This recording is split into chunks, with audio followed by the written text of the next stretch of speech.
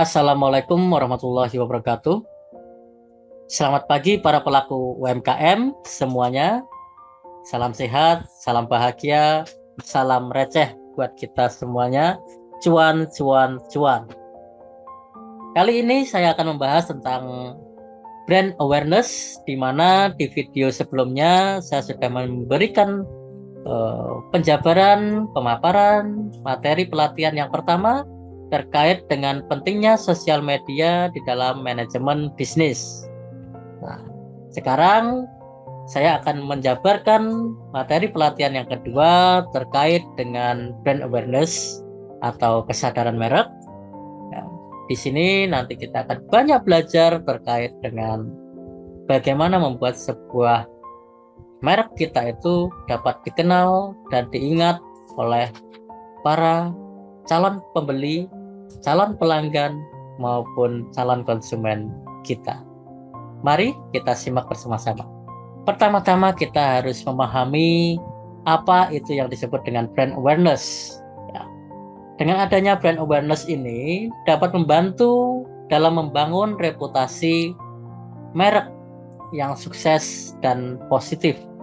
Agar brand awareness atau sebuah merek kita itu bisa menonjol, diperlukan sebuah strategi yang dapat membuat masyarakat atau pelanggan itu mengingat dan memilih produk kita dengan spontan. Ya, banyak kan kadang-kadang kita itu bilang, ya, salah satu contoh, wah ini enak ini minum-minum es teh ini panas-panas kayak gini. Nah, terus tiba-tiba panjenengan nyeletuk, wah iya nih, teh botol sosro aja, seger. Nah, ini yang kenapa kita menyebutkan produk-produk mereka. Kita begitu mengenal brandnya, kita begitu mengenal mereknya, ya, kita mengingatnya, kita mengenalnya. Karena kemudian logo sosro juga sangat simpel, ya, dia hanya tulisan sosro, gitu, teh botol sosro. Nah, ini sangat mengingat kita dan jinglenya pun juga mengingatkan kita, apapun makanannya, minumnya teh botol sosro. Nah, sehingga memudahkan kita untuk mengingat kalau minum teh ya sosro. Ya, nah, mungkin nanti di belakangnya mengikuti teh-teh yang lain. Kemudian kita juga kalau mau minum, ya, saya mau minta air mineral, pasti diucapnya aqua, ya, diucapnya oh ya tak beli ke aqua sih, gitu ya. Padahal nggak aqua yang dibelikan, dia beli, dia bawakan itu ternyata bukan aqua, Cleo, ya. Dia bawakan Cleo, dia bawakan Fit, dia bawakan Prima, ya. Nggak sesuai kan? Kenapa? Yang kita kenal itu brandnya, kita mengingat brandnya itu ya yang namanya air mineral, itu saya mengenalnya aqua. Perkara nanti labelnya itu beda, ya nggak masalah. Ini yang disebut dengan brand awareness. Bagaimana cara kita itu untuk mengenalkan produk kita dan diingat oleh para konsumen kita. Wah, ini sangat menarik, ya. Sangat menarik sekali jika kita bisa membuat sebuah produk, kemudian logo kita dikenal, dan bisa membuat orang itu konsumtif pada produk kita. Di sini disampaikan bahwa strateginya itu bagaimana Anda mempresentasikan produk, komunikasi di media sosial, hingga iklan yang dipasang. Nah, di video yang kemarin itu atau sebelumnya itu kita bahas tentang media sosial, sehingga kita harus belajar berkomunikasi di media sosial seperti apa. Kalau panjenengan canggung, panjenengan grogi pada saat memaparkan kepada khalayak ramai, sampaikan di media sosial. Itu solusinya. Ya. Kita kan bisa menggunakan suara tanpa harus tampak wajah kita, itu juga bisa. Kita bisa, kalau malu wajah kita, kalau malu dengan suara kita, kita bisa pakai teks, ya kan?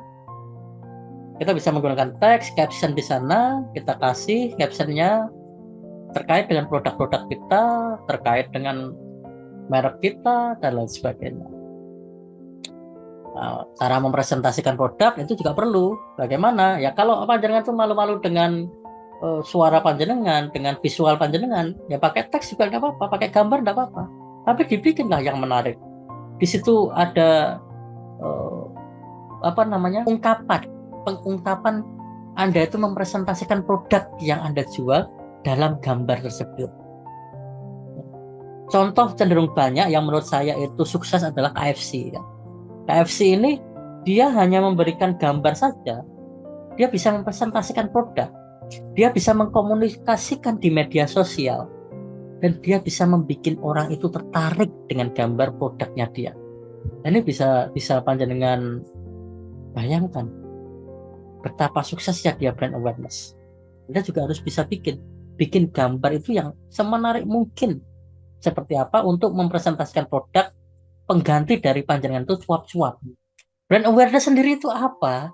Mengetahui sejauh mana konsumen kita itu mengenali dan mengingat merek kita. Masyarakat itu bisa membekas. Oh, Aqua, oh, Coca-Cola, oh, Indomie, ya. Itu membekas, artinya itu membekas. Brand awareness-nya sukses dia. Minuman soda ya Coca-Cola yang mereka kenal. Ya. Minuman air mineral ya Aqua yang mereka kenal. Teh sosro yang lebih dikenal. Mie instan ya Indomie yang mereka kenal. Ini berarti membekas ya, di pikiran konsumen itu membekas, sehingga kalau dia itu ditanya, yang terucapkan itu adalah produk-produk yang sudah sukses brand awareness-nya, sehingga dikenal dan diingat oleh masyarakat. Tujuan dari brand awareness sendiri itu apa? Ya, memastikan seseorang itu membutuhkan suatu produk, merek Anda yang pertama kali diucapkan, merek Anda yang pertama kali itu dipikirkan. Jadi mereka bisa, produk kita itu bisa dijawab, dikenal seseorang pada saat orang itu akan spontan mengucapkan merek atau produk kita. Nah, ada 6 indikator dari brand awareness, yaitu ada brand impression, brand reach, brand recognition, brand recall, brand consumption, dan purchase decision. Nah, yang pertama kita akan membahas brand impression, di mana brand impression ini adalah mengarah pada seberapa sering merek Anda itu muncul di para konsumen atau pelanggan baru, calon pelanggan, baik melalui iklan televisi, media sosial, ya, atau YouTube, dan lain sebagainya. Semakin sering dia itu melihat iklan kita, maka semakin besar pula kemungkinan orang itu akan mengingat dari produk-produk kita, merek-merek kita. Itu yang disebut dengan brand impression. Jadi ketertarikan seseorang dari melihat iklan kita, dari seseorang itu melihat video kita atau produk kita, yaitu brand impression ya. Kemudian ada contoh ya, ini adalah contoh dari brand impression. Kadang-kadang masuk ke FYP kita ya. Pada saat kita buka Instagram, kemudian kita mendapatkan ada sponsor atau suggested for you. Nah, ini adalah iklan yang muncul di Instagram kita. Kita ditontonkan. Semakin sering kita ditontonkan tuh, maka semakin lama kita akan semakin mengenal dan mengingat, oh, coba ini kuliner Jogja ini saya klik, nanti hasilnya seperti apa, dia punya makanan-makanan apa yang di sana. Semakin menarik, itu yang disebut dengan brand impression. Yang kedua, kita masuk ke brand reach, yaitu mengukur sejauh mana informasi merek Anda tersebar ya. Jadi di sini adalah fokus pada seberapa relevan nilai produk atau layanan yang Anda tawarkan dengan audiens. Jadi nanti lebih fokus ke kualitas daripada kuantitasnya. Jadi para pelaku UMKM atau pelaku bisnis harus menawarkan kualitas-kualitasnya, sehingga nanti para calon pembeli, konsumen atau pelanggan ini dapat lari ke panjenengan, memperoleh informasi tentang produk-produk panjenengan itu kualitasnya seperti apa. Ya tadi seperti proses pembuatannya bagaimana, kehigienisannya, kehalalannya, ya. Kemudian pengemasannya bagaimana, rapi atau tidak packingnya. Nah, ini juga merupakan salah satu contoh dari brand reach. Nah, yang berikutnya adalah brand recognition. Di mana brand recognition ini adalah kemampuan konsumen untuk mengidentifikasi merek Anda. Bagaimana konsumen itu mengidentifikasi merek Anda? Dengan cara sekilas itu melihat logonya. Logo kalau tulisannya itu seperti Coca-Cola, itu kan khas sekali ya. Coca-Cola itu sangat khas sehingga tahu, oh ini adalah Coca-Cola. Minuman soda yang sering kita kenal itu adalah Coca-Cola. Sprite tulisannya I-nya ada lingkaran lemonnya. Itu Sprite. Fanta itu juga ada ciri khas fontnya. Sampai sekarang pun tidak ada perubahan font-font mereka. Terus logo Starbucks, Anda bisa melihat logo Starbucks, itu gambarnya seperti orang yang sedang menari ya, seperti orang sedang menari seperti itu panjenengan akan lebih mengenal, oh warnanya hijau, oh ya, jadi tidak hanya sekedar logo tapi juga warnanya, kemudian selain warnanya juga fontnya itu bisa mengingatkan kita. Konsumen akan lebih mengingat. Aqua, zaman dulu Aqua itu masih bentuk lingkaran, elips, kemudian ada gelombang-gelombangnya. Itu adalah Aqua. Kemudian kita mengenal teh botol Sosro, ya itu hanya lingkaran tulisannya Sosro gitu aja ya. Itu simpel sekali. Kita bisa mengenal produk-produk mereka itu dengan sekilas melihat logo, melihat warna atau font. Salah satu simpelnya lagi kalau kita itu melihat warna ya. Contoh yang warna simpel aja. Nah, ini contoh dari font Coca-Cola. Nah, ini logo kalau apel keruak, oh jelas ini Apple ini pasti ya. Ini yang sering kita pahami. Nah, ini kalau ada merah biru kuning ya. Merah biru kuning itu kita akan membaca, oh ini adalah Indomaret, jelas ini Indomaret. Meskipun namanya setelah kita sampai bukan Indomaret ya. Nah, yang berikutnya adalah brand recall. Apa itu brand recall? Brand recall adalah kemampuan seorang konsumen atau pelanggan mengingat merek kita tanpa bantuan visual. Contoh, jika seseorang ditanya tentang merek pasta gigimu apa, mereka langsung menyebut. Atau mungkin ada orang tanya, pasta gigi yang sekiranya bikin nggak ngilu itu apa tuh? Dia langsung nyebut Pepsodent. Kalau minuman air mineral gini nih yang paling enak seger apa? Ya, pasti akan sebut Aqua. Aku pengen makan ayam fried chicken nih. Ya udah ayo KFC. Ya, ini yang sering-sering kita tanpa melihat visualnya kita langsung menyebutkan nama-nama mereka, produk-produk mereka ya. Nah, ini salah satu contoh gambaran dari brand recall. Jadi kita itu kalau mau membuat logo, kita mau membuat merek, nah itu kita lihat, kita perhatikan impressionnya, ketertarikan seseorang dengan logo kita itu bagaimana. Bentuk logonya nggak usah rumit-rumit, nama logonya nggak usah susah-susah panjang. Kemudian nama mereknya nggak usah susah-susah panjang. Kemudian warnanya yang simpel-simpel aja, sehingga orang itu akan mudah mengingatnya. Kemudian ada brand rich, ya. Kita informasikan kualitasnya di situ. Nah, mungkin bisa ada slogannya, mungkin bisa menunjukkan bahwa dari gambar itu menunjukkan bahwa air ini adalah air mineral yang asli dari pegunungan, maka ada gambar gunungnya, ada gambaran aliran air dari gunungnya. Ya, ini menunjukkan ada brand rich-nya. Kemudian recognition-nya, dilihat dari logonya itu mudah, warnanya mudah, fontnya dikenal juga. Itu brand recognition. Dan yang berikutnya adalah brand recall ini. Kita akan mengingat secara spontan tanpa harus kita itu melihat visual logonya, melihat visual warnanya, melihat visual dari fontnya. Itu langsung terucap. Ya, ini yang disebut dengan brand recall. Yang berikutnya adalah brand consumption. Nah, brand consumption ini artinya kita harus mengetahui seberapa mungkin atau seberapa sering produk kita itu digunakan konsumen. Udah belum?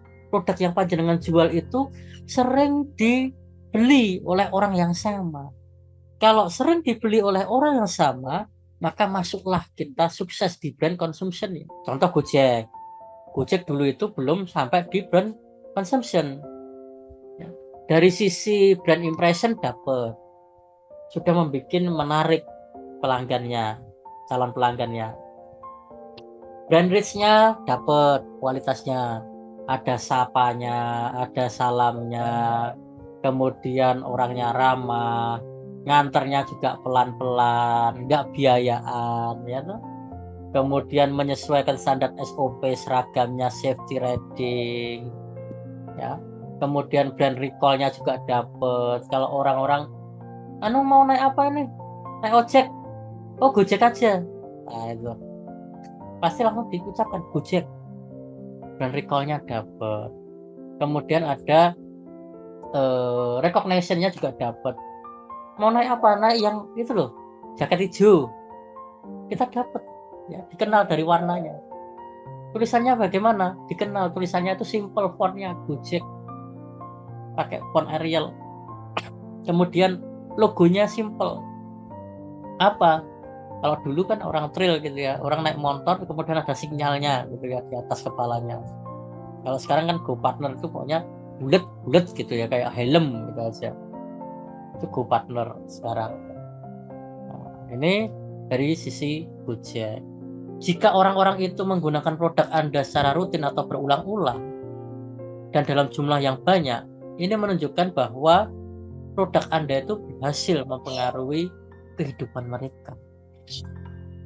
Nah, Anda bisa perhatikan IndiHome ini berhasil dulu ya. Pernah ini dulu mempengaruhi semua penduduk di Indonesia itu untuk menggunakan IndiHome. Aqua juga berhasil ini. KFC juga berhasil. Pepsodent dan Gojek pun juga berhasil menjadikan sebuah konsumsi bagi masyarakat atau konsumennya. Nah, yang terakhir, indikator yang terakhir adalah purchase decision, yaitu melihat sejauh mana keberhasilan dari kampanye brand awareness dalam mempengaruhi keputusan pembelian. Nah, contoh di sini, ini ada orang ya, ada wanita yang menunjukkan produk-produk. Ya, ini dia menunjukkan ada banyak produk-produk minuman air mineral. Dari sekian jenis produk, maka dia memutuskan, yang laki-laki ini memutuskan untuk lebih baik kita membeli air mineral yaitu Aqua. Kalau brand awareness itu sukses sampai di titik akhirnya adalah bagaimana cara kita itu bisa membuat keputusan seseorang itu menentukan pilihannya ke tempat kita, ke produk kita. Nah, ini memang sulit ya, tapi ini adalah suatu tantangan bagi kita. Bagaimana kita bisa menguasai 6 indikator tersebut? Bagaimana cara kita itu bisa mencapai ke 6 indikator dari brand awareness tersebut? Nah, berikutnya saya akan membahas tentang strategi-strategi untuk meningkatkan brand awareness. Ada 5 strategi nanti yang kita bahas di sini terkait dengan strategi meningkatkan brand awareness, yaitu strategi yang dapat digunakan untuk membuat berbagai contoh brand awareness yang kuat dan efektif sehingga dapat meningkatkan penjualan dan pertumbuhan bisnis. Yang pertama, memahami keunikan produk atau jasa yang ditawarkan. Nah, ini produknya harus unik, kemudian ataupun jasa itu yang ditawarkan juga harus dapat dipahami oleh masyarakat. Jangan hanya sembarangan kita bikin produk unik tapi nggak bisa dipahami oleh masyarakat. Bagaimana mau bisa laku? Itu ya. Ini sangat penting untuk mengetahui apa yang membuat produk atau layanan Anda itu berbeda dengan produk yang lain. Contoh Aqua tadi. Aqua ini apa yang membuat beda dengan produk-produk yang lain?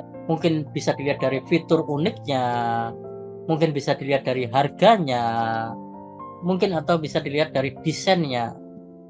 Desain itu bisa dari dalam maupun dari bentuk fisik luarnya, atau bahkan tingkat kualitasnya. Ini yang perlu diperhatikan terkait dengan keunikan produk. Jadi kalau panjenengan itu mau bikin keunikan produk, ya jangan hanya sekedar bikin unik bentuknya aja. Kalau Anda membuat bentuknya unik itu baru masuk di bagian desain. Kemudian dari sisi harga bagaimana? Kalau jenengan bikin kue yang bisa dicetak sesuai wajahnya orang yang membeli dengan kue yang tanpa dicetak, sama-sama rasanya, terus harganya ini lebih mahal atau lebih murah? Kalaupun lebih mahal, ya mahalnya jangan terlalu nemen, ya. Jangan terlalu tinggi. Kalau mahalnya nanti terlalu tinggi, ya ngapain dia harus beli kue dengan wajahnya dia? Ya lebih baik membeli kue yang penting perut kenyang, kan gitu. Jadi harus diperhatikan harga ini. Lalu kualitasnya, baik kualitas cara membuat prosesnya, packingnya itu harus diperhatikan. Mungkin di toko sana itu lebih murah sedikit, tapi dari sisi packingnya itu tidak menjaga kesehatan atau tidak higienis. Sedangkan di tempat Anda itu adalah higienis. Nah, ini membuat daya dobrak dibandingkan produk tetangga. Itu yang disebut dengan keunikan. Nah, berikutnya yang kedua adalah mengetahui kebutuhan target audience. Kita itu harus tahu kebutuhan target itu seperti apa, ya. Kita perlu tahu yang diinginkan target seperti apa, bisa melalui riset-riset yang ada di pasar. Kita bisa kunjungan, ngasih kuesioner, wawancara, kita catat, ya.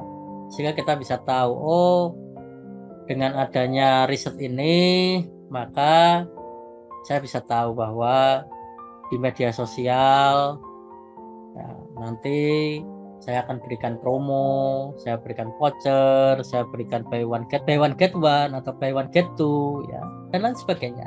Selain kunjungan di pasar-pasar, dengan adanya media sosial, ya, dengan media sosial yang kita miliki, itu kita bisa pakai polling di media sosial tersebut. Kita polling pasar-pasar kita. Oh, kira-kira itu pengunjung atau pengguna Instagram yang lalu lalang di tempat saya itu cenderung suka yang mana, dia kepengen apa, sehingga nanti panjenengan bisa tahu kebutuhan target dari audiensnya. Nah, yang ketiga adalah menentukan identitas atau posisi brand. Yang dimaksud dengan identitas atau posisi brand adalah bagaimana Anda ingin dilihat oleh publik. Ini mencakup tentang kembali lagi di logo, warna, bahasa, dan lain-lain. Lalu bagaimana posisi brand? Posisi brand adalah bagaimana Anda bisa berbeda dengan kompetitor. Anda bisa membuat strategi pemasaran yang lebih berfokus. Anda bisa lihat Mixu. Mixu itu hanya es krim, hanya minuman. Maka dia ya menjual minuman. Aneka minuman, bisa Mixu es krim, bisa kopi, bisa es teh atau lemon tea, dan dia tidak menjual makanan-makanan selain itu. Ini yang disebut dengan posisi brand atau fokus pada bisnis yang dijalaninya. Dan identitas mereknya itu juga sangat jelas bahwa kalau Mixu itu adalah gambar boneka salju. Berikutnya, memaksimalkan potensi media sosial atau medsos. Medsos itu sangat kuat untuk membangun brand awareness dengan platform seperti Instagram, TikTok, maupun Twitter. Kita bisa berinteraksi langsung dengan calon pelanggan dan membangun hubungan yang lebih erat. Selain itu juga memungkinkan untuk menjangkau audiens yang lebih luas dan biaya pemasarannya jauh lebih murah atau rendah. Ini yang seperti saya sampaikan di video sebelumnya, bahwa dengan adanya media sosial itu kita bisa memangkas segala-galanya. Kita nggak perlu biaya untuk mengiklankan, mencetak, ya. Kita nggak perlu biaya SDM untuk membagikan brosur. Kita tidak perlu panas-panasan, kita tidak perlu periksa untuk biaya berobat, ya, karena mencari konsumen tadi. Nah, sehingga dengan adanya sosial media itu memungkinkan kita untuk memperoleh kemudahan-kemudahan, baik kemudahan untuk promosi, kemudahan untuk memperoleh pelanggan baru yang lebih luas dari yang sebelumnya. Strategi terakhir adalah menawarkan promosi yang sesuai. Promosi yang sesuai itu apa? Ya kita harus perhatikan. Kalau kita itu mau promosi bagi-bagi diskon, ya diskonnya disesuaikan dong. Ya, diskonnya disesuaikan dengan produk-produknya. Jangan terus banting harga, misalkan flash pick harga 12.000 dengan jual 2.000, Anda dapat apa? Untung apa gitu loh.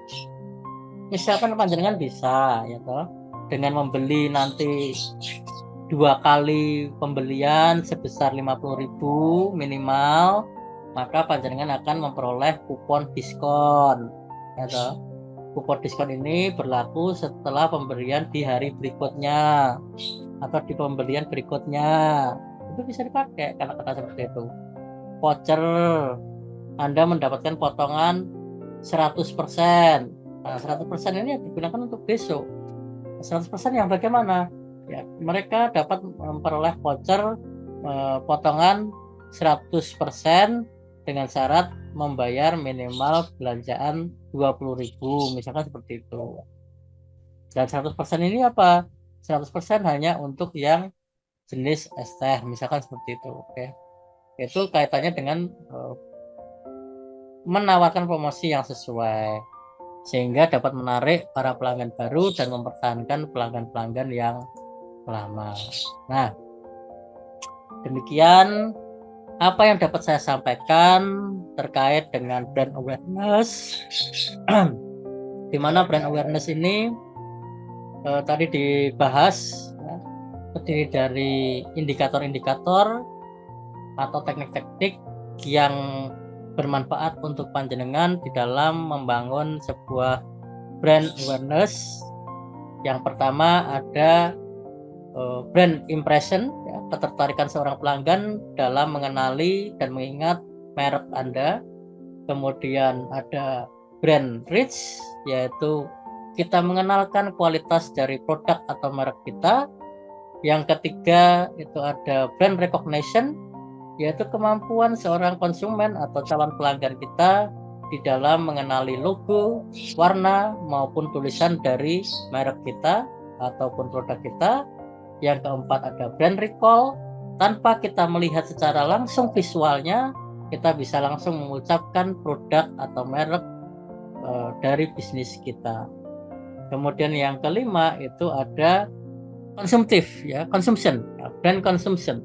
Brand consumption ini bagaimana cara kita untuk membuat masyarakat atau calon konsumen itu mengkonsumsi produk kita secara rutin. Itu brand consumption. Dan yang terakhir adalah purchase decision.